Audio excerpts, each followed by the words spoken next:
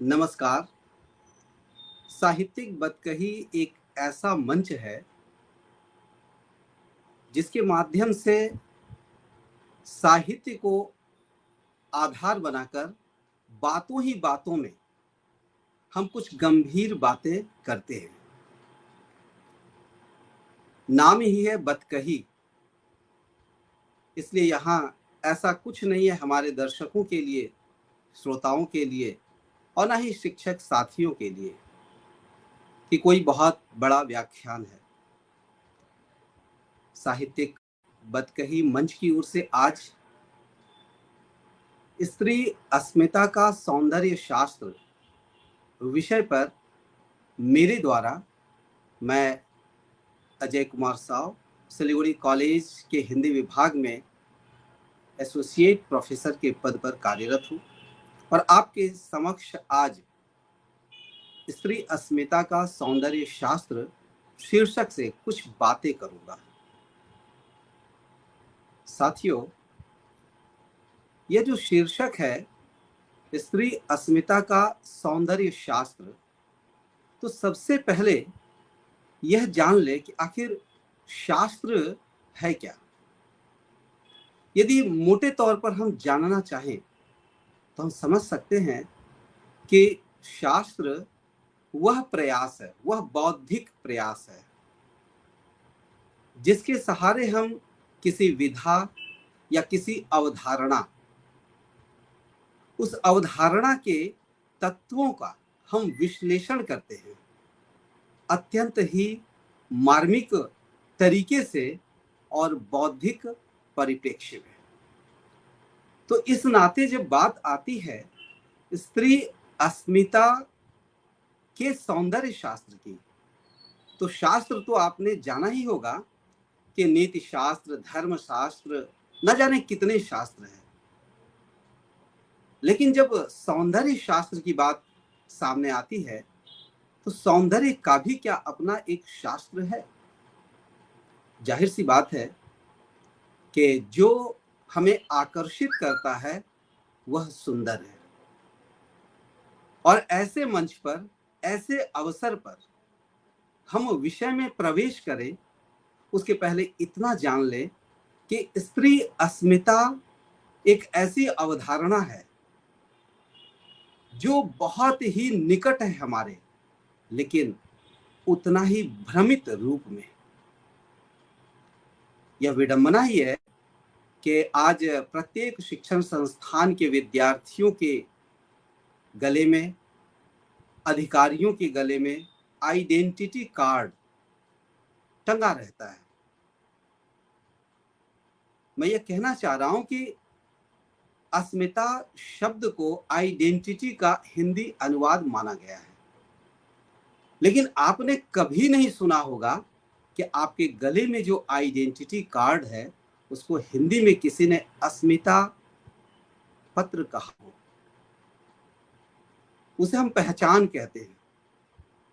तो जब हम अस्मिता के शास्त्र की कल्पना करते हैं तो पहली बात यहीं से हम पकड़ना चाहेंगे कि अस्मिता के लिए पहचान जो एक निकटतम शब्द है वह अस्मिता का एक तत्व है, एक अंग है, न कि अपने आप में पहचान एक अस्मिता है। और जब बात आ जाती है स्त्री अस्मिता की, तो आप इसके समानांतर कहेंगे कि पुरुष अस्मिता भी कोई चीज है या नहीं। तो अभी तक विमर्श में जिस अस्मिता को लिंग के आधार पर निर्धारित किया गया है उसमें विशेष करके है स्त्री अस्मिता। पुरुष अस्मिता भी है, लेकिन मृदुला गर्ग कहती हैं अपने एक साक्षात्कार में कि स्त्री अस्मिता मानवीय अस्मिता है, इसमें पुरुष की अस्मिता अनिवार्य रूप से शामिल है। यदि वह मृदुला गर्ग ऐसा कह रही है तो इसका मतलब ही है कि स्त्री और पुरुष एक ऐसी इकाई है, युग्म इकाई है। इसलिए युग्म इकाई है क्योंकि स्त्री पुरुष के बिना नहीं है और पुरुष स्त्री के बिना अस्तित्व में नहीं है। जैसे दलित अस्मिता की बात करेंगे आदिवासी अस्मिता की बात करेंगे, तो अन्य अस्मिताओं में जो प्रतिपक्ष होता है उससे वे अस्मिताएं अपने आप में पूर्ण हो सकती हैं, लेकिन स्त्री और पुरुष का संबंध इतना संवेदनशील है कि इसे अलगा कर देखा जाना अस्मिता को खंडित करना है, बीमार करना है। तो अस्मिता का पहला ही तत्व होता है पहचान। और यहीं से मैं अब विषय की ओर बढ़ रहा हूं, जिसमें सबसे पहले मैं अस्मिता पर कुछ बातें गंभीरता पूर्वक रखना चाहूंगा, क्योंकि अस्मिता शीर्षक से 50 किताबें हैं हमारे सामने, लेकिन अस्मिता को लेकर बात करने वाली पुस्तक बहुत ही कम है। कुछ लेख हैं और कुछ पुस्तकों में यदा कदा कुछ बातें आती हैं जिनको आधार बनाकर अस्मिता की अवधारणा को सबसे पहले पुष्ट करने की जरूरत है। इसलिए कि आज जब हम विमर्श की बात करते हैं तो उसमें अस्मिता एक निर्णायक बिंदु है, लेकिन आश्चर्य की बात है कि यह जितना हमारे निकट है, सुखद अनुभव है और सुलभ भी, उतना ही यह अपने परिणाम में अंतर विरोधी और भयावह भी है। अस्मिता में मूल बात आती है कि मैं हूं। यह मूल सवाल है कि मैं हूं। अब सवाल इसके साथ और जुड़ जाते हैं कि मैं क्या हूं, मैं कौन हूं, जो कुछ हूं मैं क्यों हूं, और जो हूं उसे कैसे जीऊंगा। मैं जो हूं, सामने वाला मुझे क्या समझता है और क्यों समझता है। ये सारे सवाल सच कहा जाए तो प्रत्यक्ष रूप से दिखता है कि एक व्यक्ति है सामने या एक स्त्री है, उससे जुड़े सवाल हैं, लेकिन सच कहा जाए तो मानव सभ्यता का यह सवाल है। स्त्री पुरुष संबंध के इतिहास का यह सवाल है, और इसी दिशा में मैं इस विषय को लेकर आगे बढ़ूंगा। साधारणतः अस्मिता से हम मान लेते हैं कि हम जो अपने आप में समझे, अपने बारे में जो बताना चाहते हैं, हमने जो समझा है वही अंतिम है, लेकिन यह निकट का एक सुखद अनुभव मात्र है, एक ऐसा मौका जिसमें हम क्षण भर के लिए खुश हो लेते हैं। ये क्षण भर के लिए खुश हो लेना यह अस्मिता नहीं है। इसे हम कह सकते हैं कि यह तो सिर्फ अनुकूलता लाभ है। क्षण भर के लिए अनुकूल कुछ मिल गया और हम खुश हो लिए, और यही सबसे अधिक बाधक है, जिसके कारण स्त्री समाज के द्वारा जो कुछ आज निर्णय लिए जा रहे हैं, व्यक्ति के स्तर पर, सामाजिक इकाई के स्तर पर या पारिवारिक इकाई के स्तर पर, उसे ही स्त्रियां अस्मिता के रूप में लेती हैं, और यही बड़ी भारी भूल हो जाती है।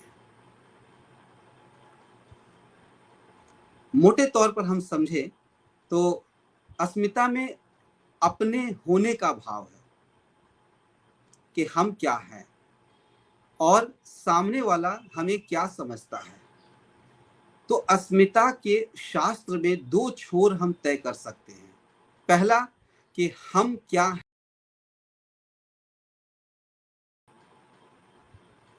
तो हम क्या हैं और हमें दूसरे क्या समझते हैं। अब सवाल यह है कि हम जो हैं सामने वाला वही समझता है, या सामने वाला जो समझता है हम क्या उसे स्वीकार कर लें। जाहिर सी बात है कि हम स्वयं में जो स्वीकार करेंगे सामने वाला स्वीकार नहीं भी कर सकता है, और सामने वाला जो समझता है, समझाना चाहता है, वह हम स्वीकार नहीं कर सकते। तो इस स्वीकार और अस्वीकार के बीच तत्व देखने को मिलते हैं, जिसमें एक है पहचान और एक है अस्तित्व। अब यह बात आती है और इसके बीच है अस्मिता। जब तक हम पहचान से आगे नहीं बढ़ेंगे, अब सवाल है किस पहचान से। तो जो पहचान हमारे जन्म के साथ किसी लिंग में, जैसे स्त्री और पुरुष, किसी धर्म में, किसी जाति में, तो जन्म से ही जो पहचान मिलती है, उस पहचान से हमें आगे बढ़ना होगा। हमें अर्जित करना होगा एक नई पहचान अपने काम के द्वारा। और जब हम अपने काम के द्वारा पहचान अर्जित करते हैं तो वह बात होती है अस्मिता की। अब सामने वाला इसे स्वीकार कर भी सकता है और नहीं भी कर सकता है। यह मजे की बात है अस्मिता के साथ। जरूरी नहीं कि जिसने पहली बार अच्छे विचार रखे हों सामने वालों ने स्वीकार कर ही लिया हो। तो सामने वाले के अस्वीकार कर दिए जाने पर ऐसा नहीं है कि अस्मिता नहीं बनेगी या अस्मिता अपने आप में नहीं महसूस होगी। लेकिन हाँ, जब सामने वाला भी उसे स्वीकार कर ले, यानी कि समाज उसे स्वीकार कर ले, तब हमें समझना चाहिए कि हमारी जो पहले से पहचान थी, जब हमने उसमें अपने मेहनत से, अपने गुण से, अपने आचरण से उसमें कुछ जोड़ा और फिर एक अर्जित पहचान बनी, और जब उस अर्जित पहचान को सामने वालों ने स्वीकार कर लिया, तब जाकर यह पहचान अस्तित्व में आती है। इसलिए पहचान, अस्मिता और अस्तित्व, इन तीनों को अस्मिता के सौंदर्य शास्त्र के मुख्य तत्व के रूप में हम ले सकते हैं। जहां पहचान अस्मिता का प्रस्थान है तो अस्तित्व गंतव्य है। हर कोई चाहता है कि हमारी जो पहचान है उसे सामने वाला, हम जो समझते हैं सामने वाला उसे स्वीकार कर ले, और नहीं स्वीकार करते हैं उस समय द्वंद्व की स्थिति आती है। इस परिप्रेक्ष्य में प्रोफेसर शंभुनाथ जी का मंतव्य यहाँ मैं प्रस्तुत करना चाहूँगा। आप कहते हैं कि मनुष्य की अस्मिता इस बात पर निर्भर करती है कि वह किस रूप में जाना जाता है और खुद अपने को किस रूप में जानता है। अब अन्य के द्वारा जाना जाता है कैसे और खुद में वह क्या है, इन दोनों के बीच एक द्वंद्व चलता है, और इस द्वंद्व के बाद ही अस्मिता अस्तित्व में आती है। निर्मल वर्मा का भी मंतव्य हम देख सकते हैं। उनका कहना है कि अन्य के संपर्क में आकर अपने को परखना एक बात है और अन्य की आंखों से अपने को परिभाषित करना बिल्कुल दूसरी बात है। जाहिर सी बात है, हम समाज में हैं, परिवार में हैं, तो हम क्या हैं, हम क्या खुद के बारे में समझते हैं, वह परिवार के बीच जाकर हमें समझना होगा। लेकिन यह जरूरी नहीं है कि परिवार जैसा महसूस कराए हमारे साथी या हमारा समाज जैसा हमें महसूस कराना चाहता है, हम उसी नजरिए को स्वीकार कर लें। इन दोनों के बीच एक द्वंद्व की स्थिति में अस्मिता कभी उभरती है, कभी विघटित होती है, कभी समृद्ध होती है। यह समझ लीजिए तो होने और समझे जाने की लुका छिपी के बीच अपने सार्थक अस्तित्व का अनुभव है अस्मिता।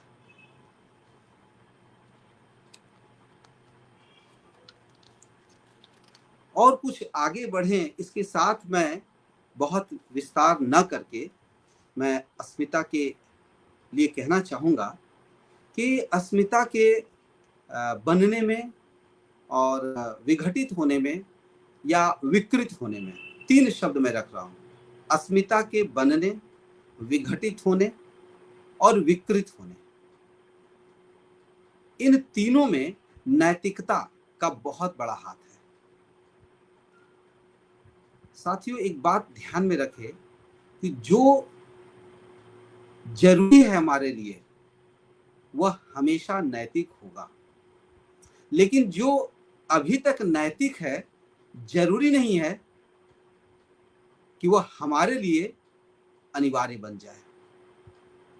तो जो जरूरी है वह नैतिक है, लेकिन जो नैतिक है वह हमारे लिए जरूरी ही हो ऐसा नहीं है। और इसी दिशा में नैतिकता के रूढ़ होने की बात की गई है। जैसे ही नैतिकता का निजीकरण होता है वैसे ही नैतिकता विकृत हो जाती है, और फिर नई नैतिकता की बात सामने आती है।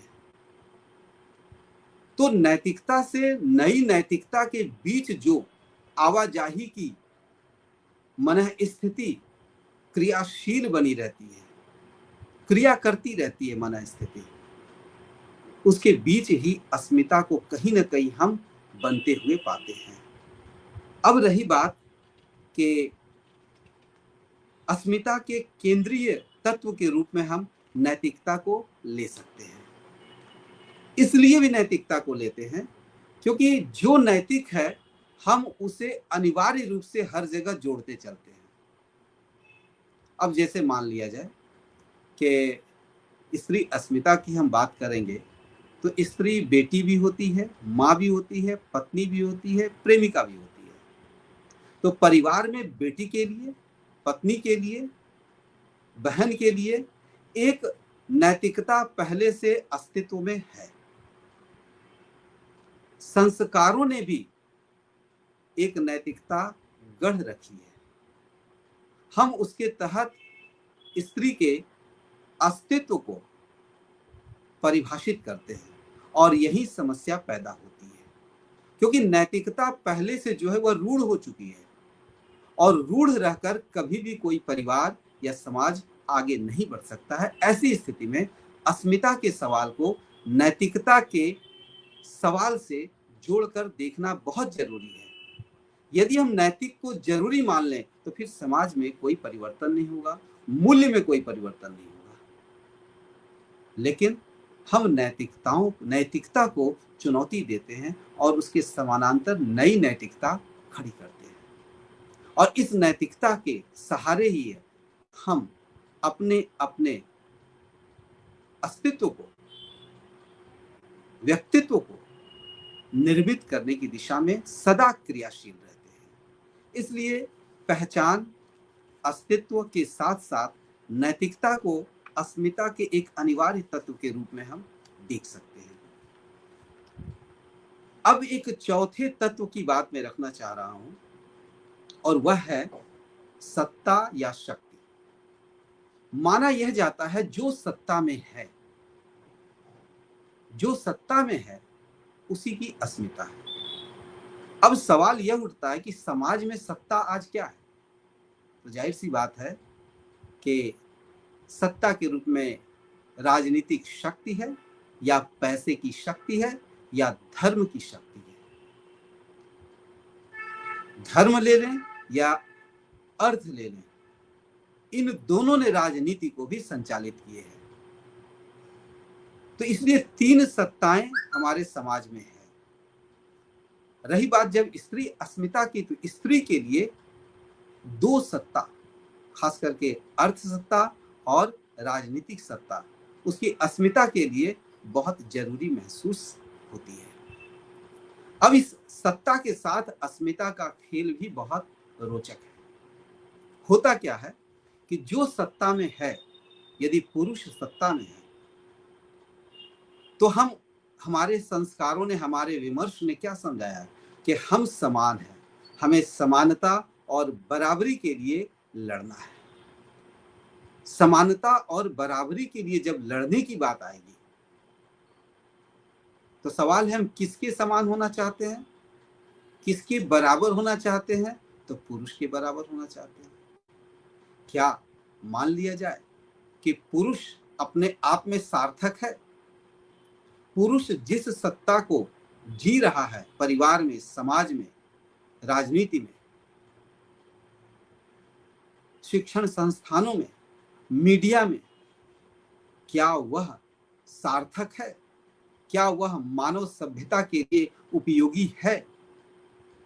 यह विचार किए बिना यदि हम उसकी बराबरी करने लग जाएं तो पहले से तो पुरुष जिस अमानवीय सभ्यता या सत्ता से संचालित है, स्त्री भी उसी सत्ता से संचालित होने लग जाएगी और वह सत्ता अपना जाल ऑक्टोपस की तरह फैलाए रहेगी।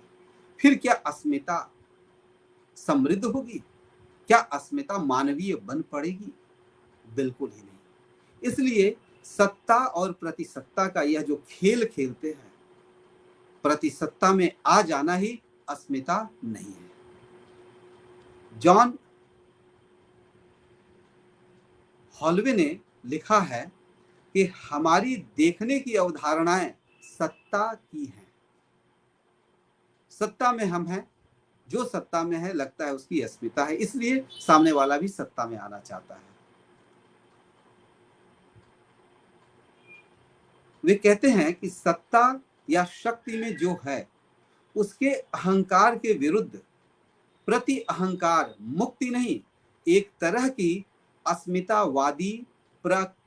अस्मितावादी विकृति ही अधिक है। जब हम सत्ता की बराबरी करने लग जाएंगे, पुरुषों के बराबर, हमें पुरुषों के बराबर होने में ही हमारी अस्मिता बन जाएगी, तब हम अस्मितावादी विकृति के शिकार होंगे। इसलिए यहाँ कहा गया है कि सत्ता को ध्यान में रख करके जब एक स्त्री आगे बढ़ेगी तो कभी भी अस्मिता नहीं घर पाएगी। यदि पुरुष सत्ता में रहकर और वही सत्ता स्त्री के लिए जरूरी है तो फिर पुरुष तो अच्छा ही कर रहा होगा। उसी सत्ता को स्त्री ग्रहण करती है, चाहे वह राजनीति हो या धर्म हो या अर्थ की सत्ता। कहा जाता है कि सत्ता की प्रकृति है कि जो उस पर सवार होता है सत्ता उसे अपनी प्रकृति में ढाल लेती है। अब स्त्री स्त्री नहीं रह जाएगी, वह भी पुरुष बन जाएगी। फिर क्या फायदा? एक तो पहले से गड्ढा रहा और भी उसमें एक कूद पड़े, गड्ढा और भी गड्ढा हो गया। ऐसे में मानव या मनुष्यता कहां से आएगी? सवाल यह बनता है। मैं आगे स्त्री विमर्श में कैसे ये घटनाएं घट रही हैं इस पर बात करूंगा। इसलिए मेरा यह मानना है कि अस्मिता के सौंदर्य शास्त्र में पहचान, अस्तित्व, नैतिकता, सत्ता के साथ साथ जो बहुत करीबी मामला बनता है, जहां हमें विचार करना चाहिए कि बराबर होना है, समान होना है या साझेदार होना है। इसलिए बराबरी और मैं समानता के सख्त खिलाफ हूं, क्योंकि इस बराबरी और समानता के अंधा पाठ, जिसको हम कह सकते हैं अंधानुकरण, इसने सबसे अधिक नुकसान पहुंचाया है विमर्श को, जिसके कारण नारीवाद भी भटक गया। और इस दिशा में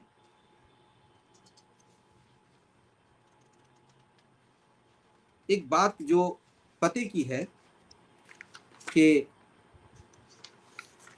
आखिर इस बराबरी को हम समझे कैसे।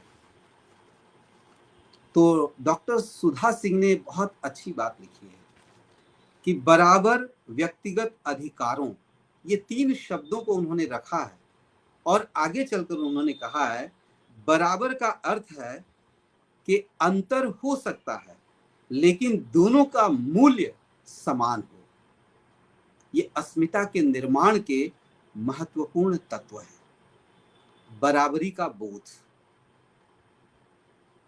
मैंने उसे नाम दिया साझेदारी का बोध। वह कैसे, मैं इसे स्पष्ट करूं। मान लिया जाए अभी एक पुरुष के पास 10 रुपए हैं। अब स्त्री पुरुष के बराबर होना चाहे तो वह भी 10 रुपए अर्जित करेगी, लेकिन तब तक पुरुष 20 रुपए अर्जित कर सकता है।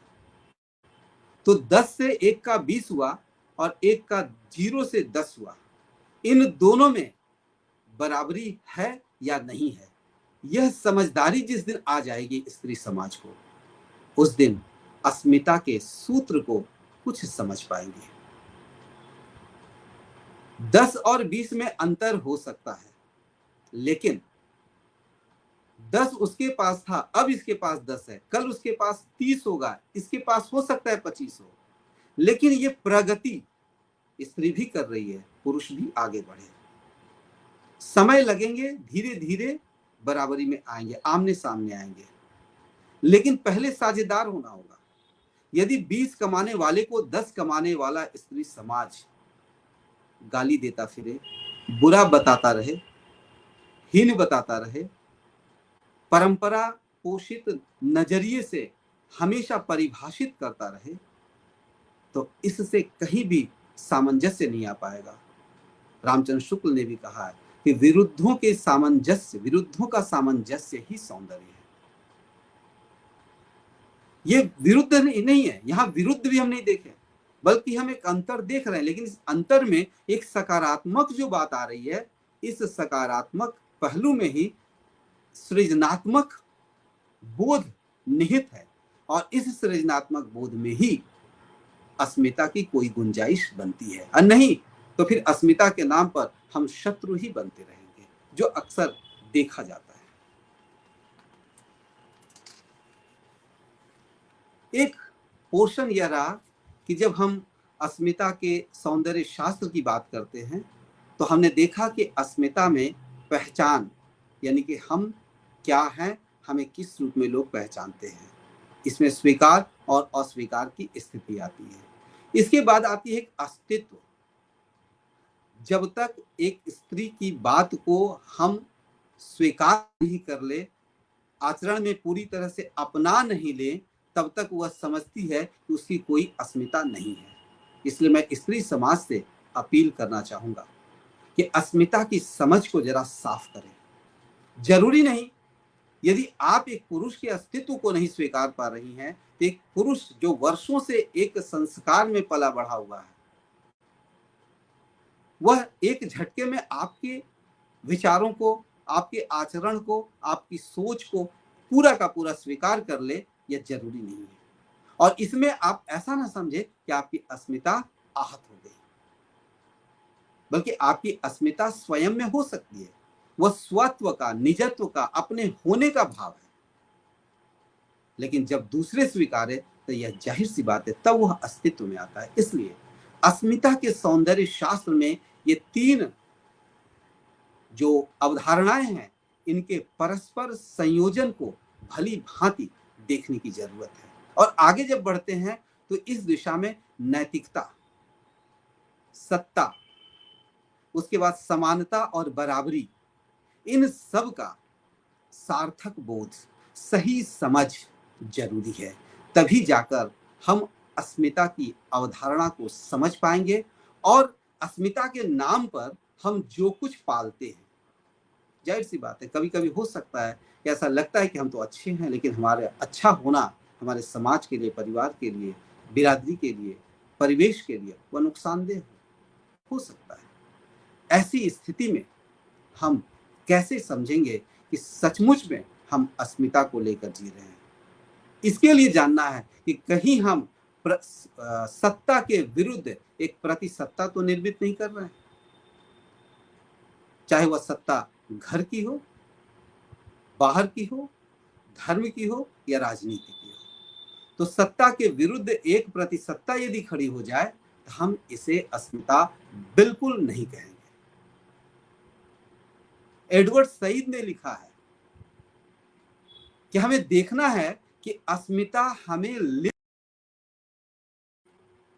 हम जिन संदर्भों में अस्मिता को महसूस करते हैं, उन संदर्भों को लेकर स्त्री समाज के साथ कहां जा रही है, उसके साथ समाज आगे कहां बढ़ रहा है, परिवार कहां आगे बढ़ रहा है। जब तक यह नहीं समझेंगे, तब तक अस्मिता का स्त्री संदर्भ सार्थक नहीं हो पाएगा। इन सारे संदर्भों को अस्मिता के सौंदर्य शास्त्र के तहत एक तत्व के रूप में लिया जाना मेरी समझ से जरूरी है। अब बात आती है सौंदर्य शास्त्र कैसे हो गया? ये अस्मिता का शास्त्र हो सकता है।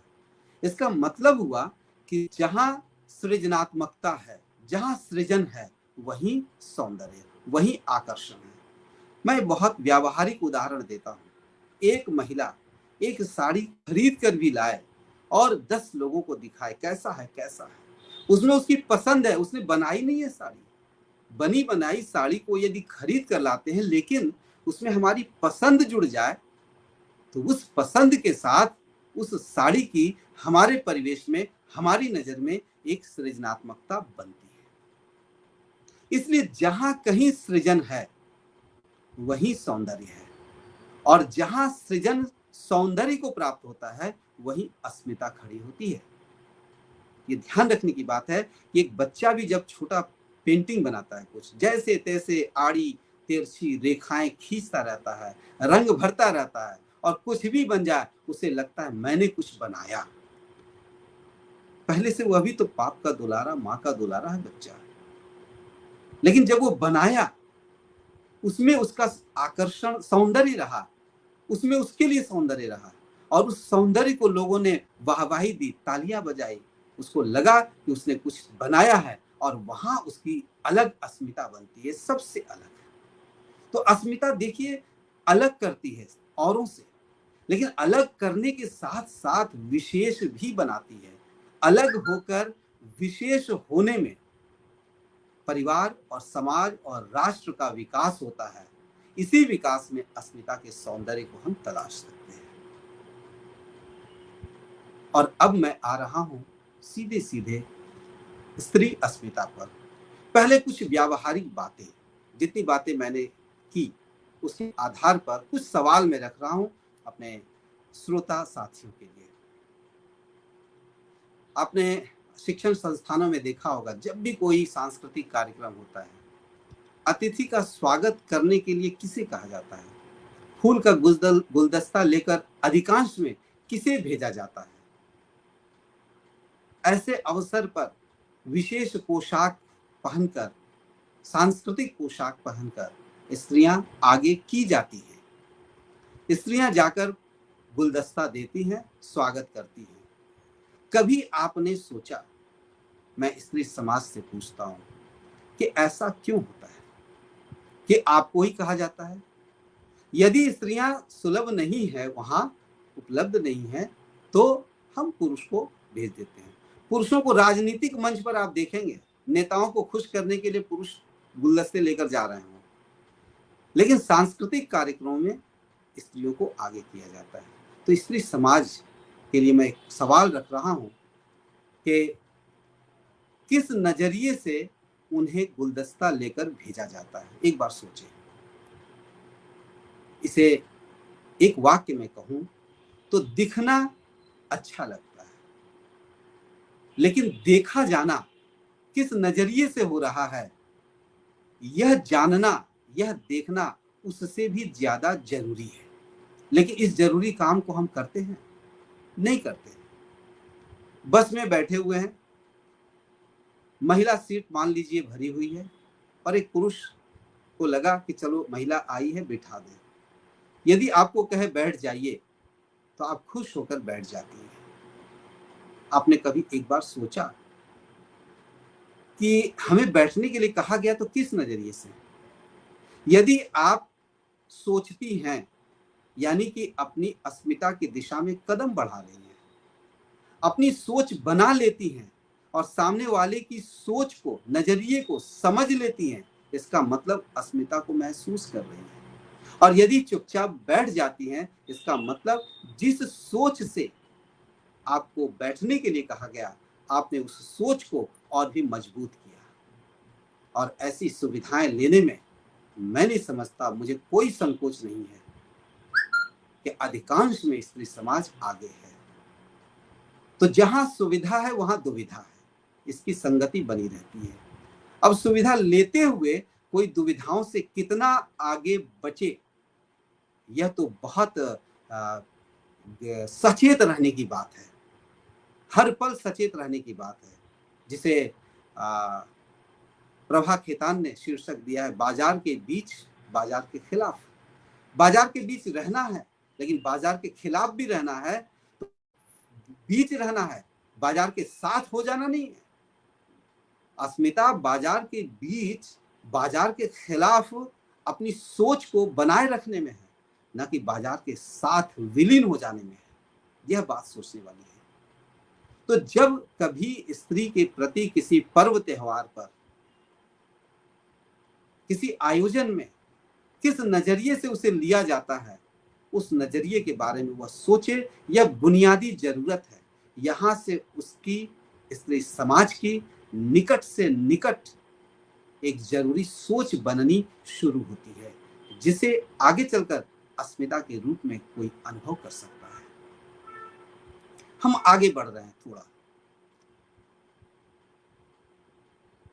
आयोजनों से, तो बात यह आती है कि अन्य के संपर्क में आकर अपने को देखना। निर्मल वर्मा ने जो कहा, मैं पुनः अस्मिता के तत्व की ओर इशारा कर रहा हूं। एक समाज में, एक परिवार में जाकर अपने अस्तित्व को, उनके बीच, अपने होने के उनके बीच मतलब को जानना एक बात है, और उनके नजरिए से खुद को जानना ये दूसरी बात है। अब सवाल है स्त्री समाज के सामने कि किस नजरिए से वह अपने आप को स्थापित करना चाहती है। स्त्रियां अन्य के संपर्क में अपने को देखना चाहती है या अन्य के नजरिए से अपने को? यदि अन्य के नजरिए से अपने आप को संचालित होते देना चाहती है तो कभी भी अस्मिता नहीं खड़ी कर पाएगी, बल्कि हर समय सुविधा के साथ कुछ विरोध कर पाएगी। इससे बहुत कुछ अलग नहीं हो सकता है। तो किस नजरिए से उसके साथ पेश आ रहा है समाज, परिवार में अब मान लिया जाए करवा चौथ है, बहुत नजदीकी उदाहरण है, घर घर में ये मनता है। हम सभी जानते हैं, स्त्रियां भी जानती है, इसमें कोई आस्था पतियों के प्रति नहीं है, बिल्कुल नहीं। पति महोदय भी जानते हैं और चुटकुले रील्स इतने बन चुके हैं कि एक दिन ये पैर पकड़ेगी और वर्ष भर माथे पे पैर रखना चाहेगी। हर कोई जानता है, फिर भी ये चलन में है। क्यों? क्या पतियों ने चाबुक लेकर कहा पत्नियों को कि चलो करवा चौथ करो? नहीं। आखिर किस दबाव में करती है? माना कि संयुक्त परिवार में एक वातावरण का दबाव रहता है, लेकिन उस वातावरण के दबाव से बाहर क्यों नहीं निकल रही है, बल्कि उस वातावरण को तो और उत्सव में बदलने के लिए ताबड़तोड़ कोशिशें कर रही है स्त्रियां। फैशन बन चुका है करवा चौथ। बात तो यही हुई कि जब चाहे हम अपनी मर्जी पर अपनी अस्मिता बनाएं। अस्मिता कोई मर्जीपन का मोहताज नहीं है।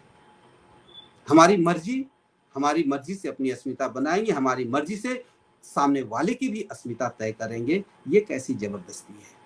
रमीला केपी ने इसीलिए कहा कि हम सफर बहनों से एक आग्रह है कि पुरुष विनिर्माण की ज्यादती छोड़ दें। पुरुषों को अपने अनुसार गढ़ने की ज्यादती जो कर रही हैं आज महिलाएं, वह छोड़ दें। ये मैंने कह रहा हूं, रमीला केपी ने कहा, और अब ऐसी बातें सामने आ रही हैं। तो एक दूसरा उदाहरण मैंने रखा कि किस अस्मिता को महसूस करती है करवा चौथ के दिन एक स्त्री। सवाल यह, अब परंपरा में जाएं तो आप देख लें करवा का व्रत कहानी है, साहित्य में जाएं तो करवा का व्रत कहानी, उसमें क्या यशपाल जैसे क्रांतिकारी कथाकार स्वर्ग और नरक या पुनर्जन्म या आगे इस पे क्या विश्वास करने वाले हैं कि इस वर्ष ये करेंगे तो अगले जन्म भी मिलेंगे, उम्र बढ़ जाएगी? ऐसा कुछ नहीं है। लेकिन कैसी लाचारी है, उनके सामने भी कैसी लाचारी रही कि लाजों के अनुसार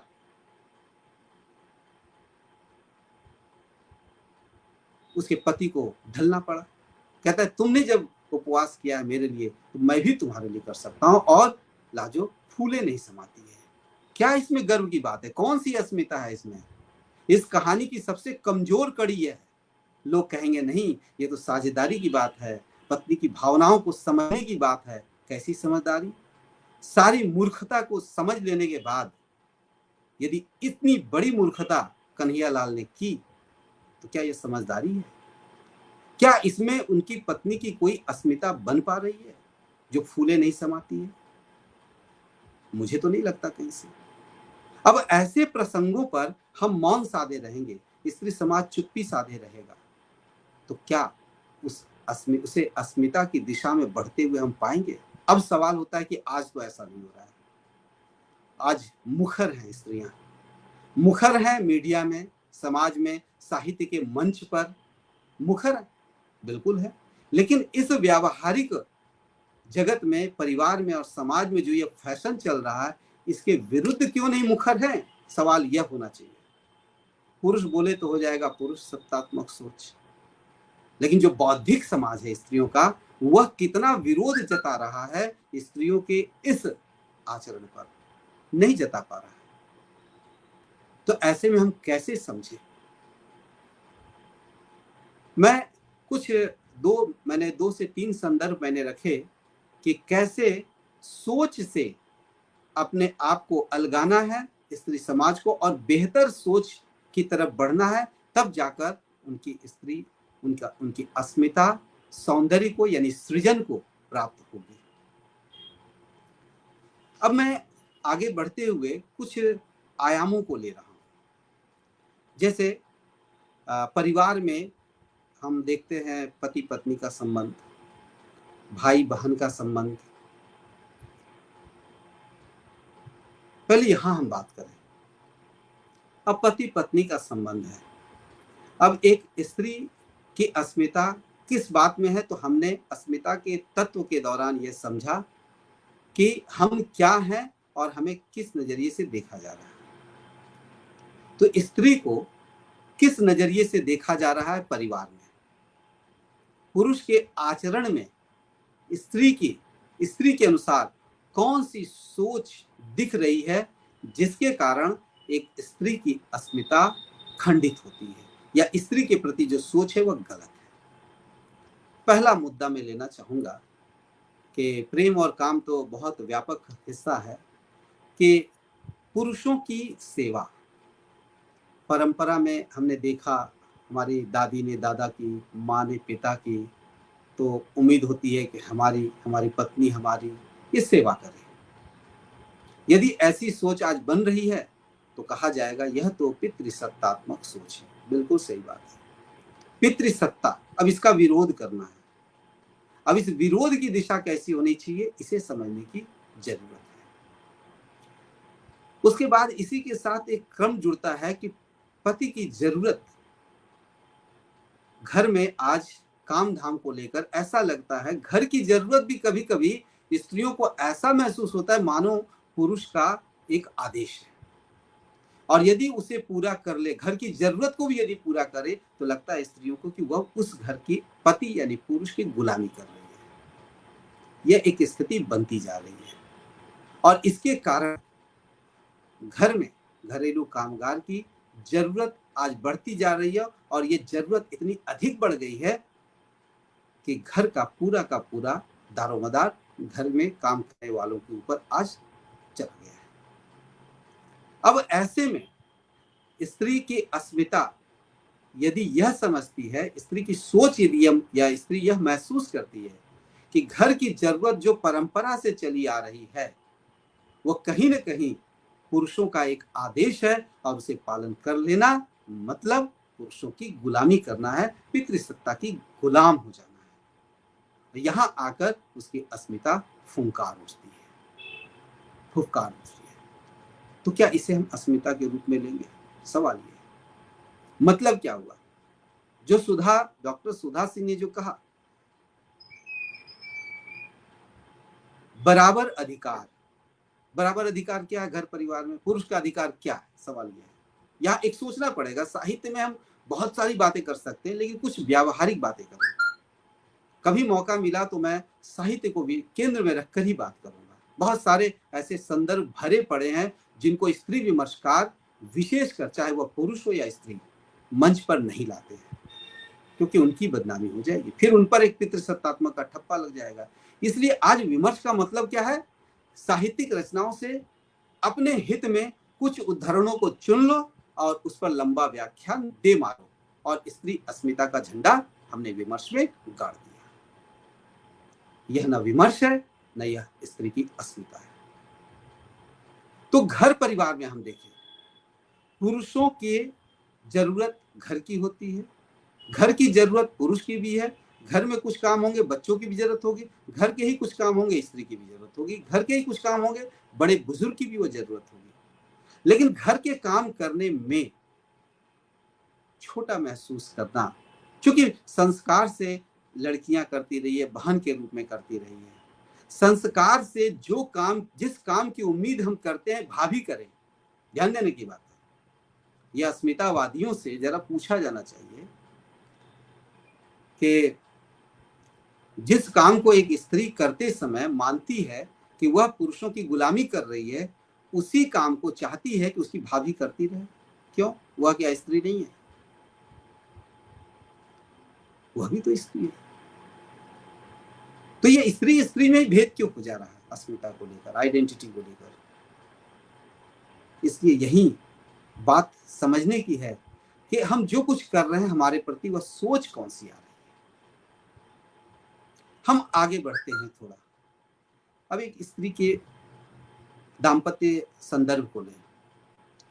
दाम्पत्य संदर्भ में होता क्या है कि स्त्री चाहे पत्नी के रूप में हो या प्रेमिका के रूप में हो या आम रास्ते पर चलने वाली हो,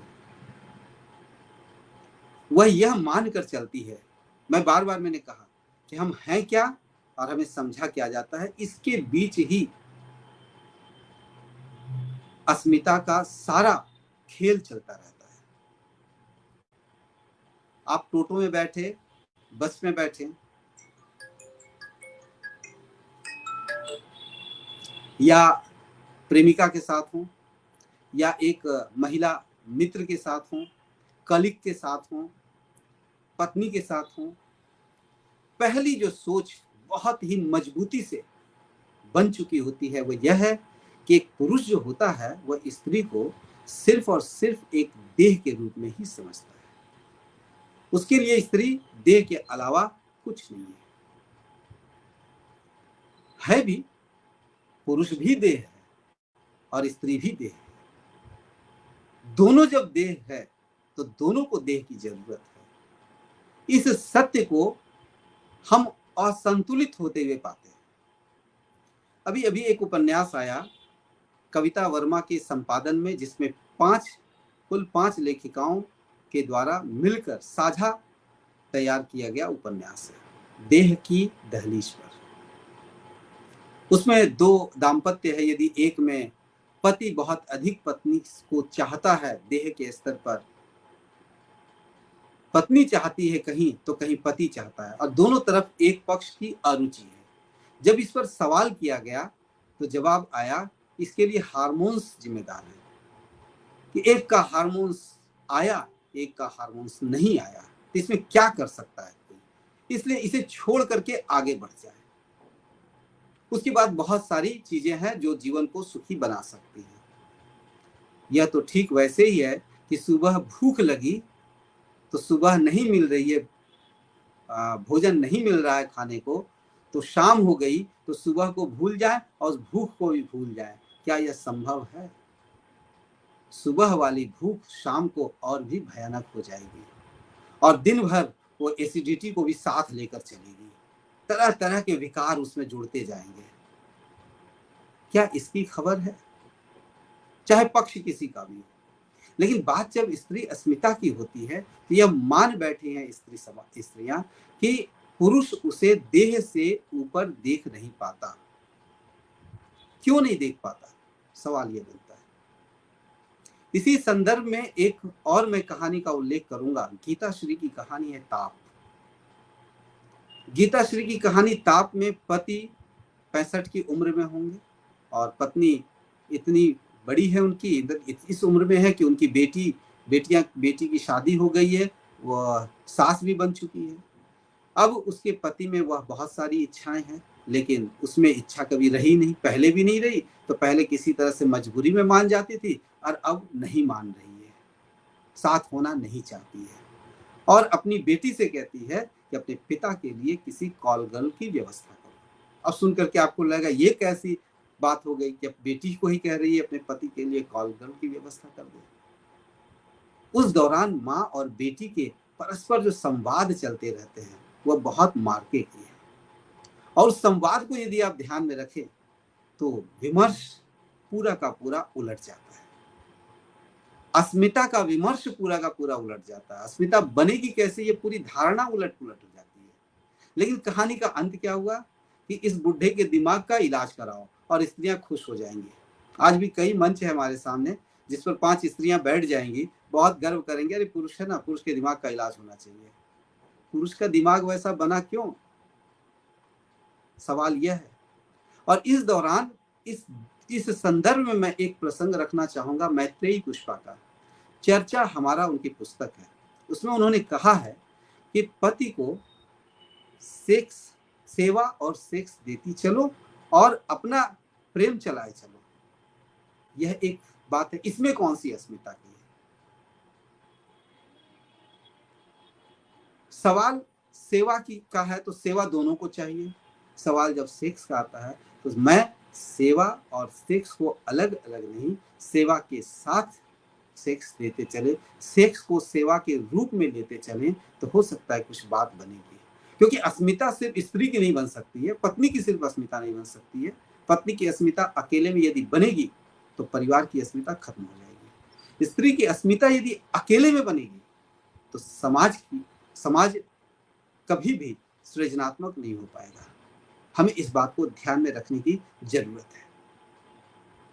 तो इस ताप कहानी के सतही निष्कर्ष पर हम गर्व कर सकते हैं, लेकिन उसके बीच का संवाद कि दिमाग इलाज किसका होना चाहिए, यदि उस ताप कहानी को मैं यहाँ सिर्फ संकेत कर रहा हूं, खासकर देह की दहलीज पर उपन्यास को पढ़ने वाले को, और पढ़े आप लोग कि ताप कहानी की माँ बेटी के संवाद को जरा पढ़ें तो समझ में आएगा कि ताप कहानी का निष्कर्ष ही कितना उल्टा पड़ जाता है। इलाज स्त्री के दिमाग का होना चाहिए। यदि स्त्री के दिमाग का इलाज हो जाए और स्त्री अस्मिता के नाम पर जो खुराक विमर्शकारों ने दिया है, जो सामग्री दी है, जो सोच दी है, जो प्रतिरोध के स्वर दिए हैं, उनको जरा समझे, और उनको समझे तब जाकर उनके दिमाग का इलाज होगा। मैं इसलिए कह रहा हूं, मैं ऐसा नहीं कि स्त्री को पुरुष विरोधी बता रहा हूं, लेकिन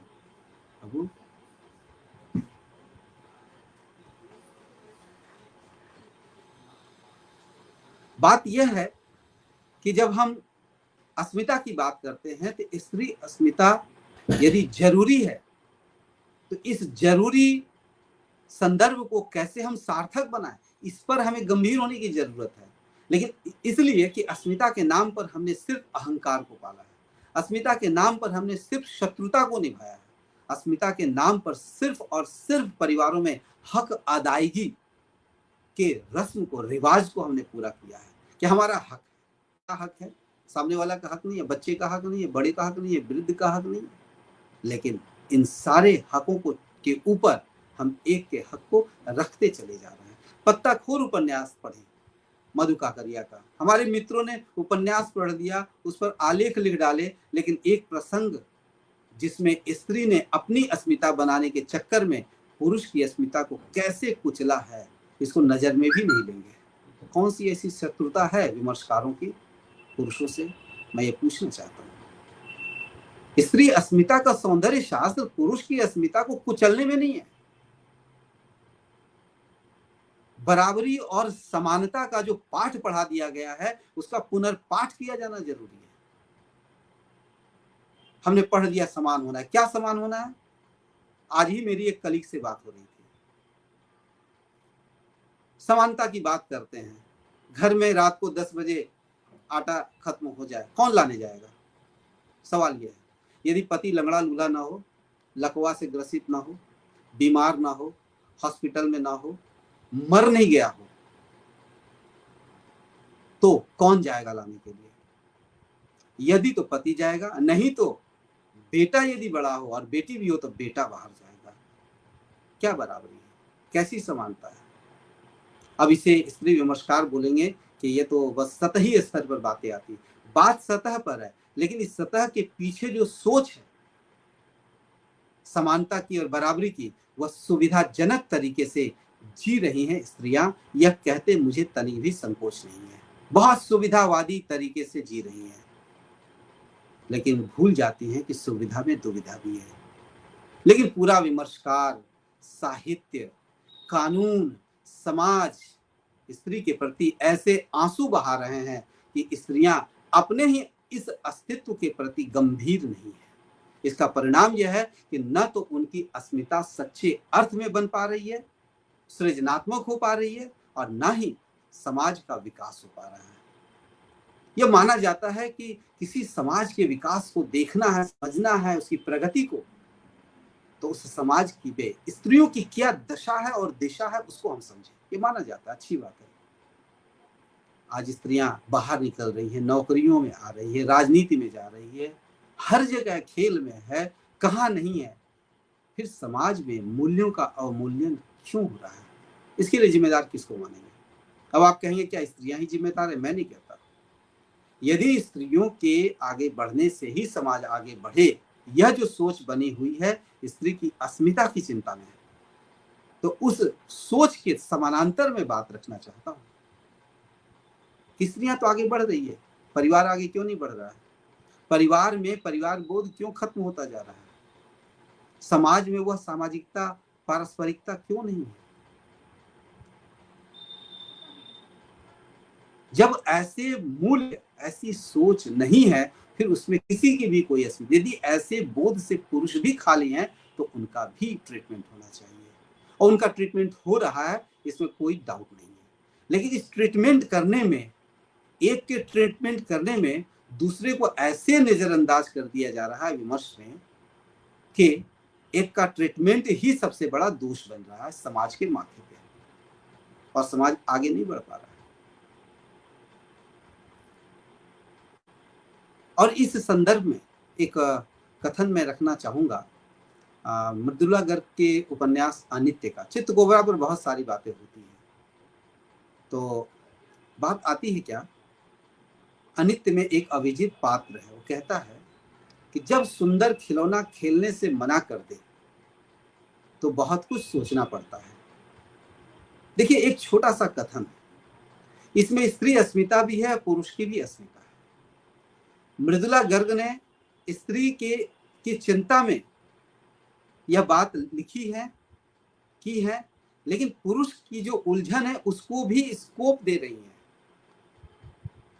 हथौड़ा देकर मार नहीं रही है पुरुषों को यहाँ, क्योंकि वह मानती है अकेले में स्त्री अस्मिता कभी भी पूरी नहीं हो सकती। कहते हैं क्या, जब सुंदर खिलौना खेलने से मना कर दे। अब आप सोचेंगे कि स्त्री क्या एक खिलौना है जिसके साथ पुरुष खेलता रहेगा, और कब तक खेलेगा, और किस तरह का खिलौना है? बहुत अच्छी बात है, इसका विरोध होना चाहिए, लेकिन उन पंक्तियों का भी विरोध कीजिए, पाठ्यक्रम से निकालिए ना, जहां कहते हैं तो ही नवल दुल्हैया व्ययो। सूरदास ने लिखा है कि कृष्ण जब चंद्रमा को गेंद समझकर पाने की जिद करते हैं तो कहते हैं कि तुम्हें तो सुंदर दुल्हनिया से विवाह करवा दूंगा। सुंदर दुल्हनिया को 4 वर्ष का बच्चा लेके क्या करेगा? उसके अंदर उसके साथ खेलने का बोध किसने जगाया? सुंदर हो स्त्री, पत्नी सुंदर हो, प्रेमिका सुंदर हो, कलीग सुंदर हो। मैंने ये भी सुना है देखते हुए कि काउंसलिंग में खड़ा था, कॉलेज की काउंसलिंग में, वहाँ एक प्रोफेसर साथी ने जब जाना कि उसके कॉलेज में एक महिला आ रही है, तो उसके मुंह से पहला सेंटेंस निकला था, इज शी लुकिंग गुड? क्यों? आप प्रश्न कर सकते हैं कि वो भी असिस्टेंट प्रोफेसर होकर जाएगी वो महिला, और उसके बारे में पहले यह जानना चाह रहा है मुझसे कि क्या उस देखने में सुंदर है? ये सुंदर हो, सुंदर स्त्री से शादी हो, सुंदर स्त्री से मित्रता हो, सुंदर स्त्री हमारी कलीग हो, सुंदर स्त्री बस की बगल सीट में बैठे, ऑटो में बगल में बैठे, ये बोध कहां से आया? अब स्त्री की सुंदरता में ही उसकी अस्मिता, उसका अस्तित्व क्या क्या है, इस पर सवाल उठाने जरूरी है। तो यह मनोवैज्ञानिक जो संस्कार का जो मनोवैज्ञानिक प्रभाव कृष्ण को पड़ा था, सुंदर तो ही नवल दुल्हैया व्ययो, आज अनित्य में आकर के जब 79वें उपन्यास आता है कि सुंदर खिलौना खेलने से मना कर देता है, और यह भी जान ले कि एक स्त्री सुंदर दिखना चाहेगी समाज में, आयोजन पर उसके लिए तमाम यत्न करती है, सबसे डिफरेंट होने के लिए सबसे डिफरेंट तलाशेगी, सुंदरता में कोई बराबर ना हो जाए इसकी कोशिश रहेगी। लेकिन एक पत्नी स्त्री बनकर के नहीं जीना चाहेगी, जबकि उसके पुरुष साथी को पत्नी में एक स्त्री की भी जरूरत महसूस होती है। इसी तरह से एक पत्नी को अपने पति में पुरुष की भी जरूरत होती है। देह की दहलीज में एक दाम्पत्य ऐसा भी है, दोनों की जरूरत है, लेकिन इस जरूरत को दोनों के लिए जरूरी मानकर जीने की जगह यह सोच स्त्री अपने ऊपर हावी कर लेती है कि पुरुष ऐसा ही कीड़ा है कि सिर्फ उसको शरीर चाहिए। और औरत जो नदी है, उपन्यास है जय श्री राय, उसमें ऐसा अनुभव करा दिया गया है पुरुष पात्र को कि मानो वे कहते हैं कि आपाद मस्तक लिंग है। कहाँ मृदुला गर्ग ने विशाल ग्लोब जैसा उरूज का प्रसंग उठाया चित्तकोबरा में, और जय श्री राय 2013 में आकर के आपाद मस्तक लिंग पुरुष को करार देती है। क्या आपाद मस्तक लिंग करार देने से स्त्री के प्रति जो मन में, पुरुष के पति के मन में जो भाव है, उससे क्या वह मुक्त हो जाएगा? कभी नहीं होगा। इसलिए नहीं होगा कि हमारे विमर्शकार कभी भी आइटम सॉन्ग पर आपत्ति नहीं जताते, विज्ञापनों पर आपत्ति नहीं जताते, यदा कदा दो चार टिप्पणी करके अपने कर्तव्य से मुक्त हो जाते हैं। क्यों नहीं उसके विरुद्ध एक भयानक अभियान चलाया जाता है? एक स्त्री सुंदर हो, ये बोध कहां से आता है? सवाल यह है। बिल्कुल सही बात है कि पुरुषों के साथ ही स्त्री को रहना है, स्त्री के साथ ही पुरुष को रहना है, तो पुरुष में यह चेंज लाना जरूरी है। लेकिन यह चेंज लाएगा कौन? डायबिटिक पेशेंट को भर भर के मिठाई घर में कोई पहुंचाए और घर वाले कहे कि ना ना ना ना, मिठाई की तरफ देखना भी नहीं है। आज की टीवी में और ये मोबाइल में भर भर के क्या आ रहा है? स्त्री के प्रति कौन सी छवि आ रही है भर भर के? सोचने वाली बात है। कैसे अस्मिता बनेगी स्त्री की? सवाल यह है। स्त्री के प्रति सोच कैसे बदलेगी? सवाल यह है। हमारे सोशल मीडिया ने इतना कुछ दिया। अब कुछ लोग कहेंगे क्या कि जैसे बच्चों को हम बैड टच और गुड टच बताते हैं, वैसे ही अब बड़ों को जब मोबाइल हाथ में ले तो गुड टच और बैड टच समझना होगा। Good click, bad click. आपके गुड कर देने से, गुड क्लिक कर देने से दुनिया से बैड मिट जाएगा? यदि मिट जाएगा तो ठीक है, आप चाबुक लेकर के गुड टच करवाते रहिए, आपके प्रति सोच बन जाएगी? नहीं बनेगी। बैड टच के बाद जो कुछ आता है, क्या उस बैड के विरुद्ध स्त्री विमर्शकारों ने, स्त्री समाज ने क्या मुहिम छेड़ी है? सवाल यह है। क्योंकि अस्मिता, रामविलास शर्मा ने कहा है कि अस्मिता यदि व्यक्ति के साथ शुरू होती है तो वह वर्ग में जाकर फिर से प्राप्त होती है। अस्मिता की तलाश वर्ग चेतना की तलाश है। यानी कि अस्मिता, और समूहनाथ, प्रोफेसर समूहनाथ ने भी कहा है कि अस्मिता अपनी नियति में सामुदायिक है, अकेले में नहीं है। तो जब एक स्त्री को किसी के दुराचार का शिकार होना पड़ता है तो उस दुराचार के कारणों पर विचार करने की जगह उस दुराचारी के ही पीछे लग जाने में, उसे मिटा देने में, उसे फांसी पर चढ़ा देने में, मानता हूं उसे सजा मिलनी चाहिए, लेकिन फांसी चढ़ा देने में क्या उसकी अस्मिता महसूस कर ली जाएगी? सवाल यहां है। यदि इन पहलुओं पर ध्यान दिया जाए तो स्त्री के प्रति जो देह वाली बात नजर आती है, उससे अवश्य ही कुछ हम मुक्ति प्राप्त कर सकते हैं। रातों रात नहीं होगा, लंबा संघर्ष करना होगा। अब इस संघर्ष कौन करे? अब डायबिटिक पेशेंट खुद को मिठाई से दूर करने के लिए अपने को पिंजरे में या तो बंद कर ले या हथकड़ी लगा ले हाथ में। क्या यह संभव है? जब खुद से वह अपने हाथों में हथकड़ी नहीं लगाएगा तो सामने वाले को भी तो कोशिश करनी होगी कि उसके सामने मिठाई आने ही ना दे। इच्छा जग सकती है, लेकिन बाजार है कि परोसे जा रहा है, परोसे जा रहा है, और स्त्री समाज है कि उम्मीद बनाए जा रही है, बनाया जा रहा है कि नहीं, पुरुष को बदल जाना चाहिए। हाँ, पुरुष जैसे लगता है कि जादू का कोई पुड़िया खुला, पहले पाउडर था, अब गैस बन के उड़ जाए या पाउडर से उसके अनुकूल ढल जाए। मिट्टी का लोंदा है, वो जैसे चाहे उसमें वो पुरुष ढल जाए और उसकी अस्मिता बन जाएगी। इतना सहज, इतना आसान नहीं, भले ये कितना ही जरूरी क्यों ना हो। इसका मतलब है स्त्री अस्मिता के सौंदर्य शास्त्र गढ़ने में हमारे विमर्श ने भी जरूरी पहल नहीं की है। वह संवेदना की पहल की है, सहानुभूति दिखाई है। वैचारिक पहल नहीं हो पा रही है, क्योंकि हमें वहां गालियां मिले। मंच पर आप बोल कर देखिए, वहां समस्या आ जाएगी। मंच पर क्या होता है, तालियां चाहिए तो अच्छी अच्छी बातें करें। मैंने ऐसे भी विमर्शकारों को देखा है कि जो मंच पर जाकर सहानुभूति में आंसू ही आंसू बहाते जाएंगे और मंच से उतर कर कहते हैं कि ये सारा झमेले का जड़ नहीं है औरतें। मैं नहीं मानता सारे झमेले की जड़ औरतें हैं। लेकिन उसी विमर्शकार ने कहा, तो मैंने पूछा अभी अभी आपने वैसा कहा, तो बोलना पड़ता है। काश ऐसे विमर्शकार मंच पर भी अपने विचारों को दो टूक रखें, जिस तरह से राजनीति पर विचार रखते हैं,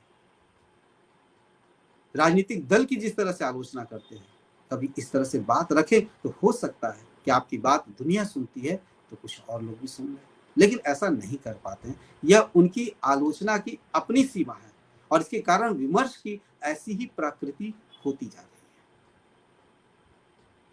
है। एक मंच पर तो जिसमें कई हमारे आज के चर्चित कथाकार बैठी हुई थी, तो एक मंच पर किसी ने कहा कि पुरुष पैदाइशी कमीना होता है, और सारी महिला कथाकारों ने मुस्कुराकर, कुछ ने ठहाका लगाकर इस बात को आने जाने दिया।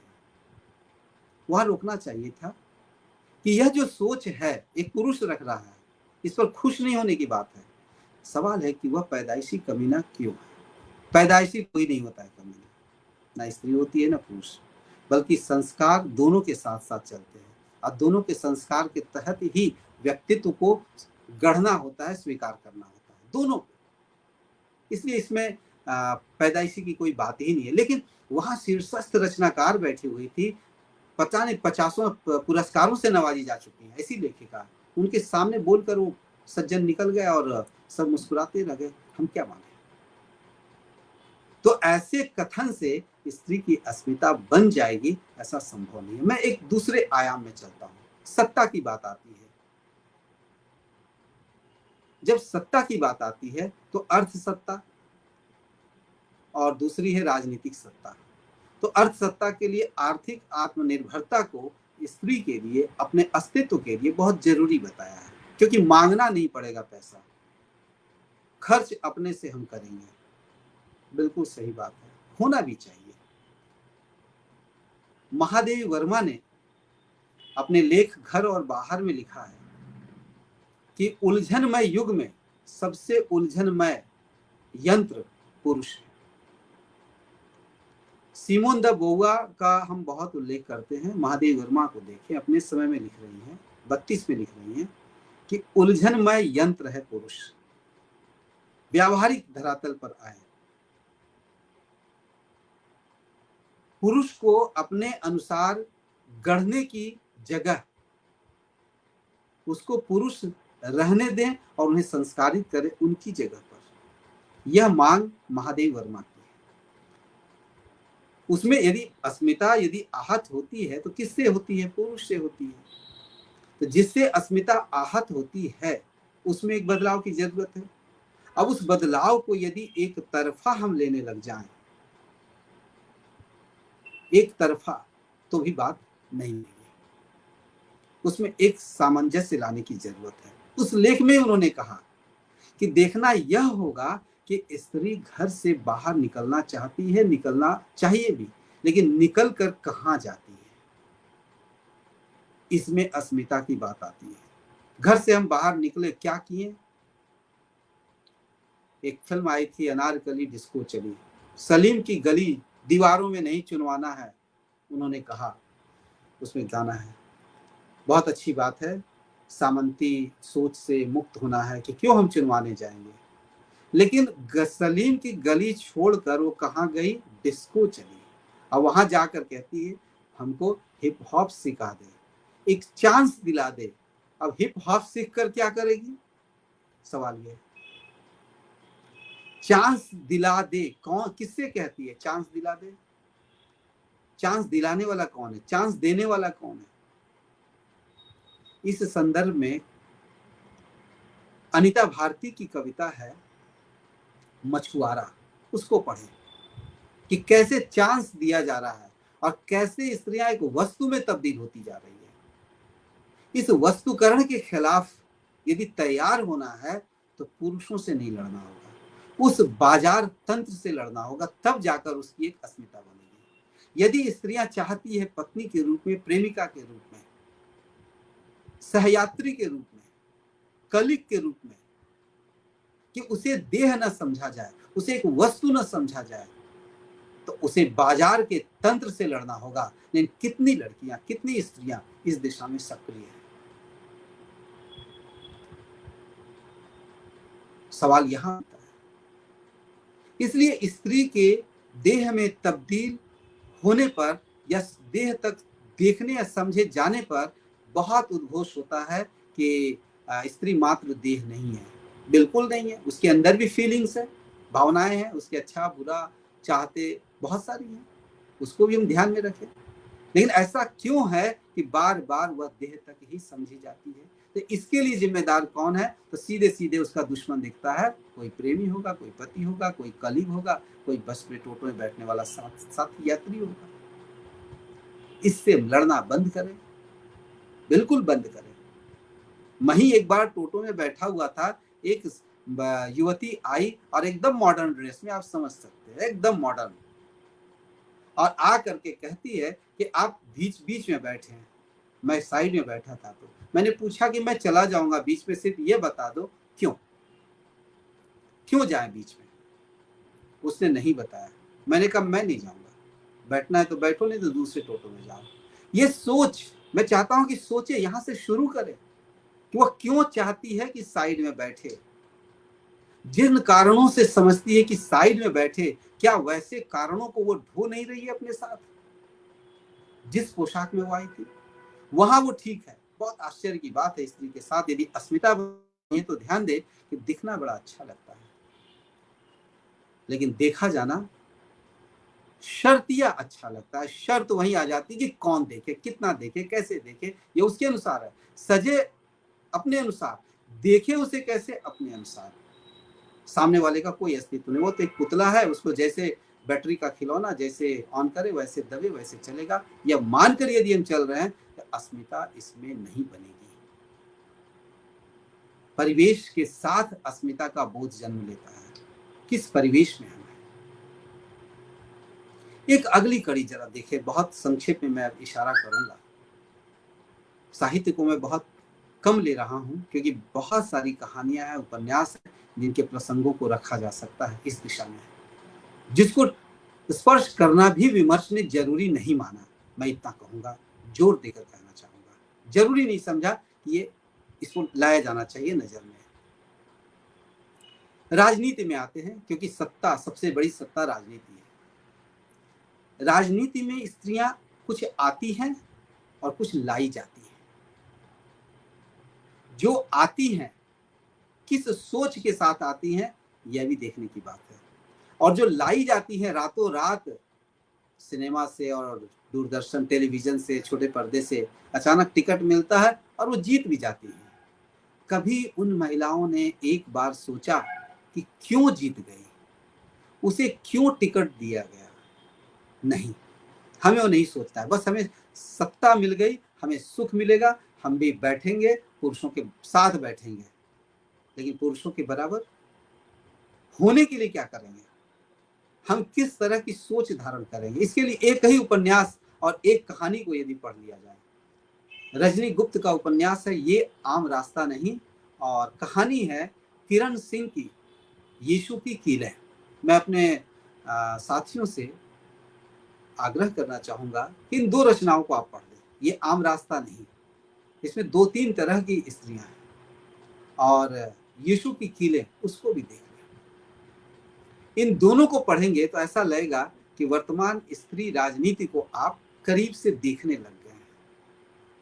चलिए, एक स्त्री सत्ता में आएगी, उम्मीद बनती है कि व्यवस्था में कुछ बदलाव आएगा, सकारात्मक बदलाव आएगा।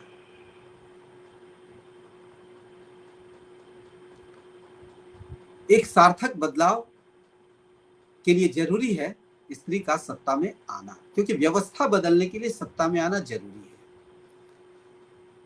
लेकिन सत्ता में आने के बाद व्यवस्था पीछे छूट जाती है और उनका राजनीतिक दल पहले आ जाता है। अब राजनीति नहीं करती है, बल्कि वह दलगत राजनीति करने लग जाती है। इतनी महिलाएं, आए दिन सांसदों की संख्या बढ़ रही है, इसकी खुशी मिलती है जब एक महिला मुख्यमंत्री बने, जब एक महिला राष्ट्रपति बने, तो ऐसा लगता है कि एक महिला मेयर बन जाए, उतना तो छोड़े, मेयर भी बन गया, हमारे यहाँ एक महिला मेयर बन गई, तो ऐसा लगा कि जैसे अब स्त्री समाज के लिए तो पता नहीं क्या क्या कर देगी। लेकिन कितना दुखद और घृणित मैं कह रहा हूं सत्य है कि जब स्त्री समाज के साथ ही गलत होता है तो वहां सत्ता में बैठी स्त्रियां अपने दल का अनुशासन निभाती हैं, अनुशासन का पालन करती हैं, स्त्री समाज को भूल जाती है। यदि ऐसा होता तो कई स्टेट में राजनीतिक क्षेत्र में बहुत अधिक प्रभाव रखने वाले नेता ने जो कुकर्म किए अभी भी जिंदा है, और जिनके साथ किए उनका परिवार पूरा का पूरा नष्ट हो गया। अब मैं नाम ले लूं तो गलत हो जाएगा। साहित्य में आलोचना मैं समझता हूं एक, क्या कहूं उसे, कि बहुत मर्यादा के नाम पर दरअसल लुका छिपी का ही खेल खेलता है विमर्श, और कुछ नहीं। अब वहां उस दल में भी तो महिला नेत्री है वहां पे, लेकिन उसके विरुद्ध नहीं बोलेंगे। क्यों? सवाल ये हर दल का यही हाल है। तो सत्ता में आकर वह क्या स्त्री की अस्मिता, स्त्री समाज की अस्मिता की बात कर पाती हैं? सवाल यह है, या अपने दल की चिंता में अधिक लगी रहती है। अब एक स्त्री आती है रातों रात, और वह किस रास्ते आगे बढ़ेगी, क्या होगा, उसके साथ कौन सा खेल होगा। अब राजनीति में अस्मिता की बात मैं बताऊं तो मैं समझता हूं कि साहित्य जगत से सबसे स्ट्रांग यदि कोई लेखिका, मजबूत व्यक्तित्व वाली लेखिका राजनीति में भी रही तो उनमें से एक रमणिका गुप्ता रही। रमणिका गुप्ता के साथ क्या हुआ, उनकी आत्मकथा आप हुदरी देखें। आप हुदरी में उन्होंने दिखाया है, लिखा है उन्होंने कि उस समय राष्ट्रपति पद के उम्मीदवार नीलम संजीव रेड्डी ने उन्हें कैसे उनके साथ दैहिक संबंध बनाया। ये मैं नहीं कह रहा हूं, उनकी आत्मकथा कह रही है। और जब इसकी शिकायत, उन्होंने यह लिखा है, मंत्री तो मंत्री, छुट भइये नेता, यहां तक कि बॉडीगार्ड को भी झेलना पड़ता है राजनीति में। वो लिख रही है, वो कहती हैं जिस देह से मुक्त होने की बात है वह देह तो एक जरिया बन जाता है वहां। इसमें मैंने एक लेख में जिक्र किया, देह मुक्ति नहीं, देह युक्ति। देह मुक्ति की बात करते करते राजनीति में और रोजगार में और कई मामले में देह युक्ति बन जाती है। देह से मुक्त नहीं, देह की युक्ति शुरू हो जाती है। इसमें अस्मिता कैसे बनेगी, सवाल यह है। अस्मिता अस्मिता अस्मिता रटने से अस्मिता तो बन नहीं जाएगी। जैसे कबीर ने कहा, राम राम रटने से वह तोता सीताराम तो बोल लेता है, लेकिन कहते हैं जो कबहू उरिजाई जंगल में बहुरी सूरत ही न आनी, फिर उसे राम सीता का पता नहीं, फिर जंगल में चला गया। आप भी बैठ के हम विमर्श में मंच पर स्त्री अस्मिता, उसके लिए क्या जरूरी है, सब कुछ करते रहेंगे। क्या किसी लेखिका ने, मैं दावा करता हूं बड़े बड़े पुरस्कारों से नवाजी गई हैं हमारी लेखिकाएं, उनका क्या राजनीतिक सरोकार नहीं है? तो नहीं, हम राजनीति नहीं करेंगे जब राजनीति ही सब कुछ तय कर रही है। आज यहां तक कि किस साहित्य को पुरस्कृत किया जाए, किस व्यक्ति को साहित्यिक संस्थानों का अध्यक्ष बनाया जाए, यदि यह सब कुछ राजनीति तय कर रही है तो फिर राजनीतिक सरोकार आपका क्यों नहीं बनता है? मुंह चुरा करके बैठी रहती है, बड़े बड़े पुरस्कार पा करके।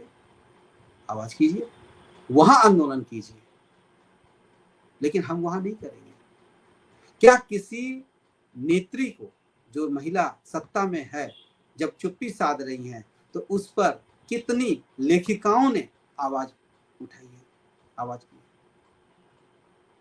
हम वहां भी नहीं निभाएंगे। जो सत्ता में गई महिलाएं वो सत्ता के नियम का पालन कर रही हैं, दल का अनुशासन निभा रही हैं, और हम लेखिकाएं उन पर नहीं बोलेंगे। कौन सी अस्मिता बनेगी स्त्रियों की? सिर्फ पतियों से लड़ने में, प्रेमी को बुरा बताने में, कलीग को गंदी सोच का बताने में, या एक नौकरी करके 150, 10, 20, 50 हजार, 2, 4, 5 लाख कमा करके बड़ी गाड़ी खरीदने में, बड़ा घर बनाने में? इसमें अस्मिता बनेगी? जब अस्मिता अकेले में नहीं पूरी सार्थक हो सकती, तो हम क्यों नहीं अपने व्यक्तित्व को सामाजिक राजनीतिक आयाम प्रदान करें? जब हम राजनीति पर बोलेंगे तब राजनीति हमारे बारे में सोचेगी, लेकिन साहित्यकारों को राजनीति से कोई लेना देना नहीं। स्त्री राजनीति पर लिखने वाले कितने हुए हैं? जरा यह भी उठाकर देखें तो आपको अंगुलियों पर गिन लेंगे रचनाओं को। नहीं मिलती है रचनाएं। क्यों? इसलिए यदि अस्मिता की बात करनी है, और आज अस्मिता की राजनीति चल रही है, भाषा को लेकर के राजनीति हो रही है, क्षेत्र को लेकर, धर्म को लेकर राजनीति हो रही है, लेकिन राजनीति में जो स्त्रियां हैं उसको लेकर के लेखन नहीं हो रहा। आश्चर्य की बात है कि राजनीति में स्त्रियों की संख्या बढ़ती जा रही है, और एक रचना भी दिखा दे जिसमें स्त्रियां पूरे दमखम के साथ राजनीति में हिस्सा लेने के लिए आगे बढ़ रही है, अपनी अस्मिता के साथ। भूमिका द्विवेदी की कहानी है दाव। वहां दाव खेल रही है स्त्री भी अपने देह को युक्ति के समान इस्तेमाल कर रही है। कैसे उपाय?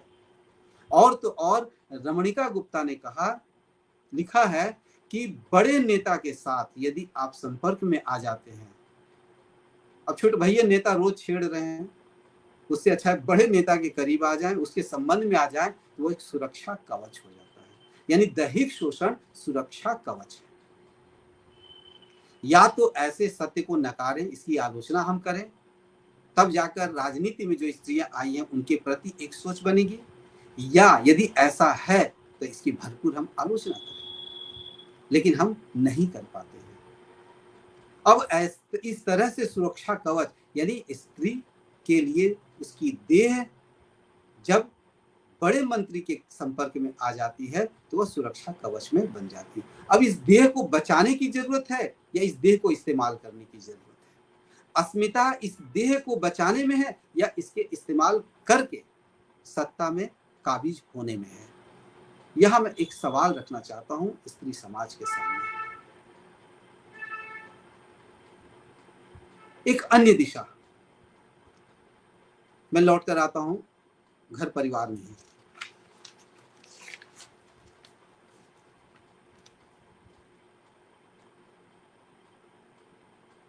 अंतिम यह प्रसंग मैं रखूंगा। प्रसंग है घरेलू महिला कामगार का।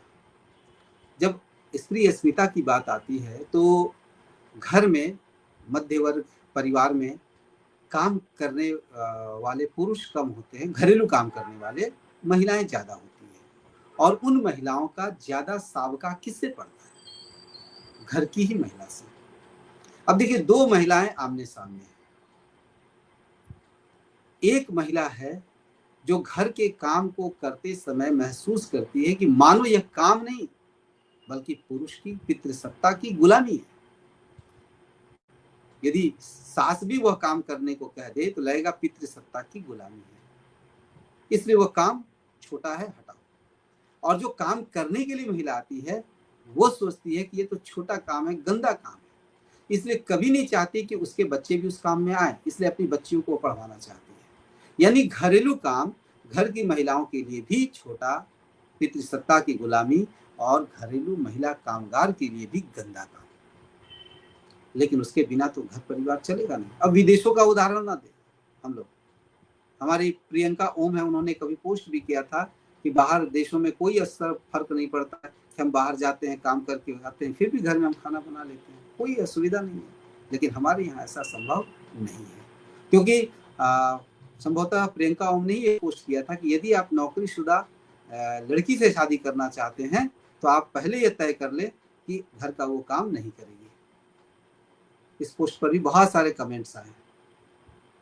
आप फेसबुक में अभी भी वो पड़ा होगा पोस्ट, आप देख लीजिए। घर का काम नहीं करेंगे, घर का काम कौन करें? भारतीय परिवेश में जब हम बात करेंगे तो जाहिर सी बात है, घर का काम या तो महिला कामगार करे या पुरुष करे।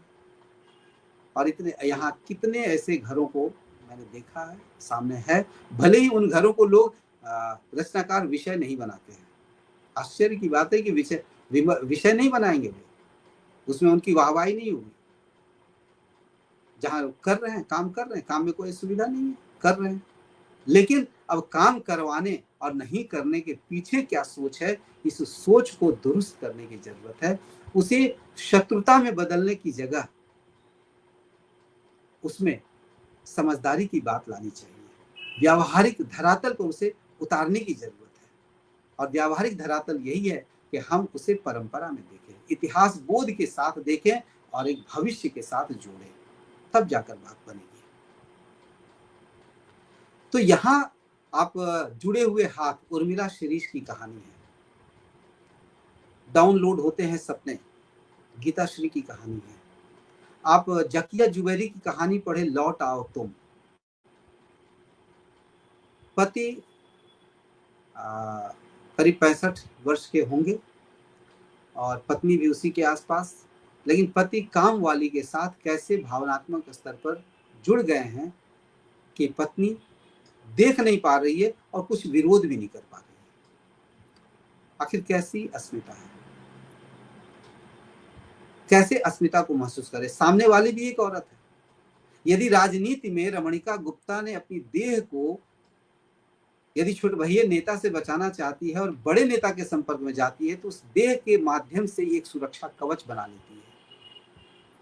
काम वाली भी अपने आर्थिक लाभ के लिए कैसे परिवार के पुरुष सदस्य को अपना जरिया बना लेती है, इस कहानी में हम देख सकते हैं।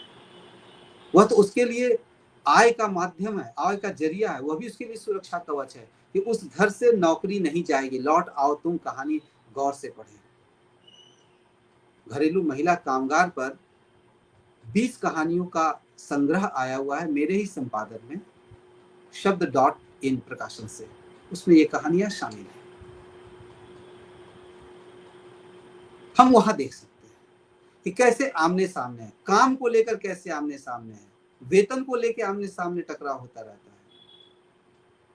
और इसमें अस्मिता की बात जो आती है, तो यदि घरेलू महिला कामगार मेरी बात को सुन रहा हो या सुने या मौका मिल जाए या उनके संदर्भ में कोई सुनना या जानना चाहते हो, तो कठगुलाब उपन्यास है मृदुला गर्ग का। उसमें नर्मदा एक काम वाली है। वह कहती है कि मैं न रहती तो तेरे बच्चे बन जाते डॉक्टर, इंजीनियर। ध्यान देने की बात है कि मध्यवर्गीय परिवार में बच्चों को काबिल कौन बना रहा है? समय पर खाना देना, कब आया, कब जाना है, कपड़ा कहाँ है, लत्ता कहाँ है, क्या कर रहा है, नहीं कर रहा है। क्योंकि घर के बड़े सदस्य तो अपनी आर्थिक आत्मनिर्भरता कह सकते हैं या अस्मिता कह सकते हैं या जो भी कह लें, उसके कारण घर से बाहर है, तो उसे देखेगा कौन? घरेलू महिला कामगार।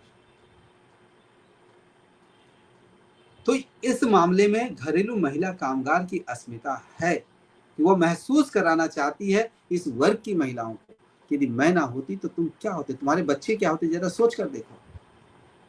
कहते हैं ना, बच्चा सबसे प्यारा होता है। नर्मदा का प्रसंग कठगुलाब उपन्यास में काम वालियों की अस्मिता पर बात कर रहा है।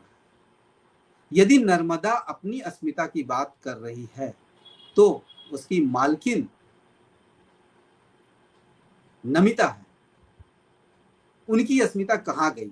क्या उनकी अस्मिता विमर्शकारों का विषय नहीं बनना चाहिए? सवाल यहाँ है। क्यों एक कामवाली इस तरह से सुना रही है, वह चुपचाप सुन रही है? यदि वह सुन रही है, हम सुन रहे हैं, चुपचाप सुनकर रह जा रहे हैं, हम गर्व कर सकते हैं नर्मदा के चरित्र पर, व्यक्तित्व पर, कि उसे इसका एहसास है कि वह ना होती तो इस घर के बच्चे पढ़ लिख नहीं पाते। उसे एहसास है, लेकिन इसका एहसास क्या उस घर की महिला को है? यहाँ एक अस्मिता की बात बनती है। लेकिन फिर वही बात आती है, अब बात करेंगे तो आजकल जो मंच पर एक फैशन चला हुआ है कि पुरुष क्यों नहीं देखेगा, पुरुष क्यों नहीं देखेगा, बात वहीं आके रह जाएगी। लेकिन बात आए, हम चाहते हैं कि नमिता का प्रसंग भी आए नर्मदा के साथ। इसलिए घरेलू महिला कामगारों का प्रसंग जब हम लेते हैं तो घरेलू महिला कामगार भी स्त्री और मालकिन सदस्य भी स्त्री, उन दोनों के बीच के द्वंद्व को देखेंगे तो समझ पाएंगे कि हमारे विमर्श को स्त्री अस्मिता का एक नया आयाम मिल सकता है। क्योंकि समय काफी हो चुका है, इसलिए मैं अपनी बात को समेटने की कोशिश करूंगा। और चूंकि संग संग मुझे कमेंट देखना संभव नहीं हो पा रहा है व्यक्तिगत कुछ समस्याओं से, तो मैं कमेंट्स जो भी आए होंगे उसको देखकर मैं उसका जवाब देने की कोशिश करूंगा बाद में। लेकिन अंत में सिर्फ दो एक बात जोड़ करके समाप्त करूंगा कि अस्मिता जितनी प्यारी है हर किसी के लिए, उसे बनाने के क्रम में औरों की अस्मिता को भी ध्यान में हम रखें, तभी जाकर सही अर्थ में अस्मिता की पहचान, अस्मिता की प्राप्ति हो सकती है। और स्त्री अस्मिता को लेकर के एक मोटी सी बात कि चाहे शिक्षण संस्थान हो, मैं अपने स्त्री समाज से, चाहे वह युवतियों का समाज हो या हमारे कलीग का समाज हो या साहित्यकारों का समाज हो या कोई भी समाज हो, खुद को तैयार करना परफेक्शन के लिए जरूरी है, आत्मविश्वास के लिए जरूरी है। लेकिन खुद को जब तैयार कर रहे होते हैं तो हम सोच पाते हैं कि किसके नजरिए से तैयार हो रहे हैं। खुद को किसी के सामने जब प्रस्तुत कर रहे हैं तो उसमें पता है कि हम अपनी नजर से जा रहे हैं या एक अनजाने ही एक दृष्टि हमें संचालित कर रही है।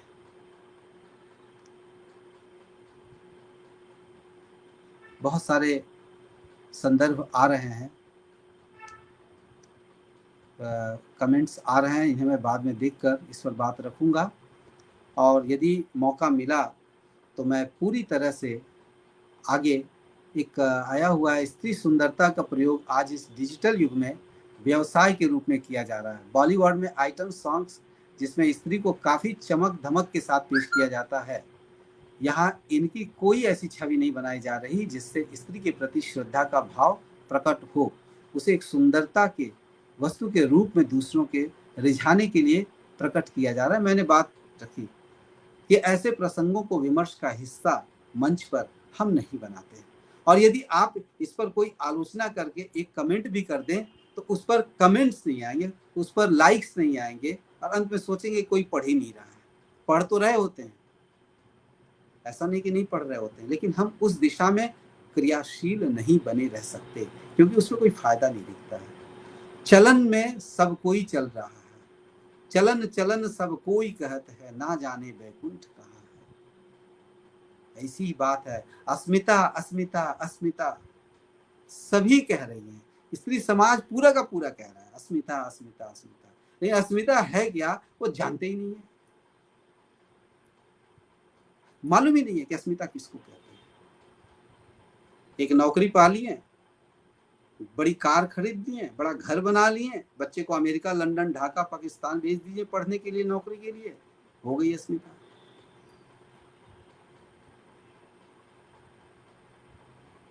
एक समय था कि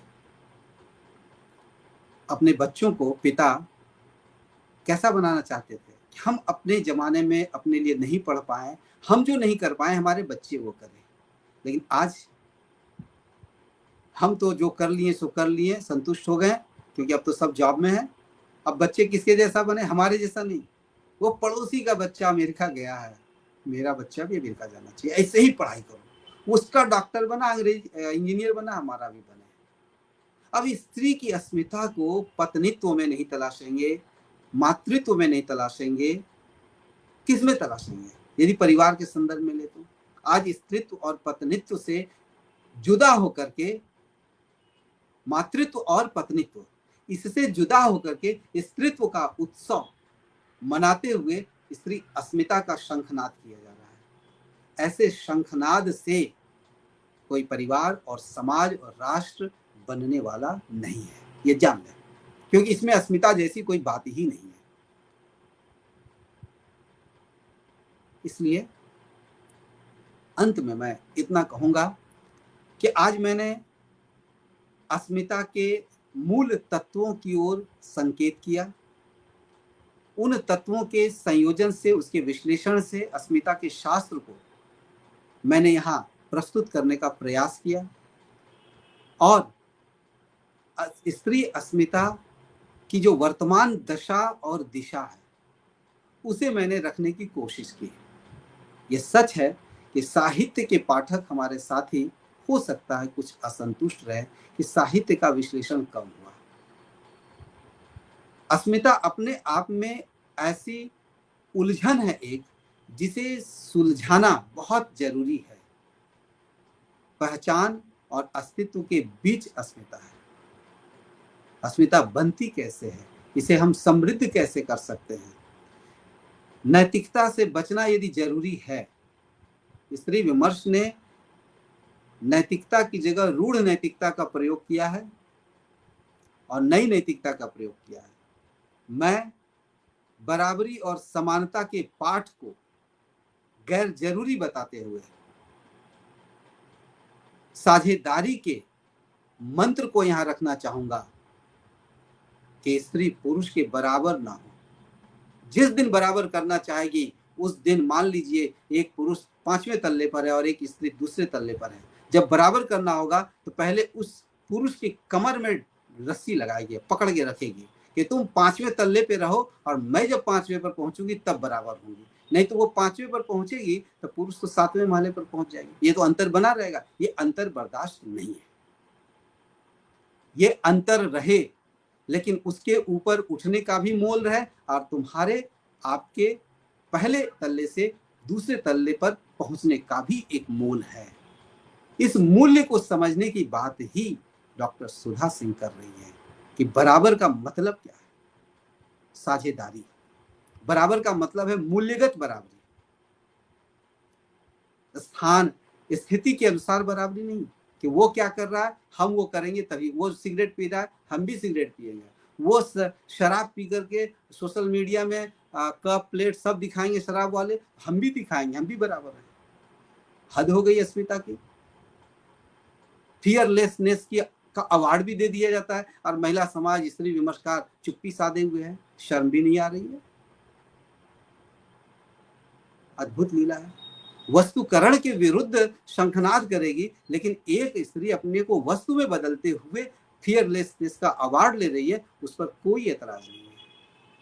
यदि इस तरह से स्त्री अस्मिता का गढ़ना जारी रहा तो फिर मुझे नहीं लगता कि स्त्री के प्रति पुरुष का नजरिया बदलेगा। दूसरी तरफ घर परिवार के काम को लेकर के भी नजरिया बदलने की जरूरत है। पुरुष को स्त्री बना देने में और एक मजेदार बात मैं बताऊं, मैं समाप्त करूंगा। घर घर का पुरुष प्रायः ये जान गया है कि खाना कैसे बनाया जाता है, इस पर उस घर की महिलाओं को गर्व है। लेकिन घर घर का पुरुष ये परेशान रहता है, हमारे कई कलीग्स हैं, कि जब बाजार का सामान लाना होता है या कुछ बाहर का काम होता है करना, तो उसमें घर की महिलाएं बोलती है मुझसे नहीं हुआ क्योंकि मैंने किया नहीं है। क्यों नहीं सीखा उसने? बाहर तो निकल गए। बराबर होने के लिए देखिए क्या ये सिद्धांत गढ़ा गया है कि बराबर होना नहीं है, खींच करके घर में रख करके अपने बराबर बना दो। हम अब काम करते रहे तुम भी करो। ये है बराबरी। और इसमें अस्मिता बनेगी? कभी नहीं बनेगी। आगे बढ़ना है, अस्मिता आगे बढ़ते हुए बनाना है और सामने वाले को भी आगे बढ़ते देना है, बढ़ते रहने देना है।